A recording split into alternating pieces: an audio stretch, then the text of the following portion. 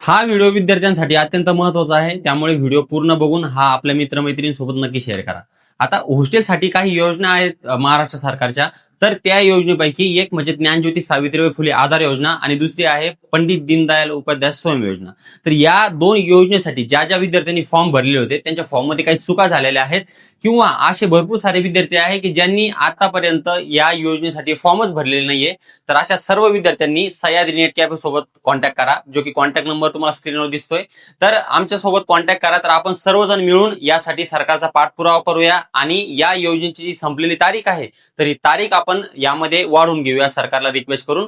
कारण की जी डॉक्टर बाबासाहेब आंबेडकर स्वाधार योजना आहे तर या योजनेसाठी 30 तारखेपर्यंत 30 नोव्हेंबर 2025 पर्यंत मुदतवाढ देण्यात आलेली आहे. त्यामुळे आपणही रिक्वेस्ट करून आधार योजना असेल आणि पंडित दीनदयाल उपाध्याय स्वयं योजना असेल या योजनेची तारीख वाढवून घेणार आहोत.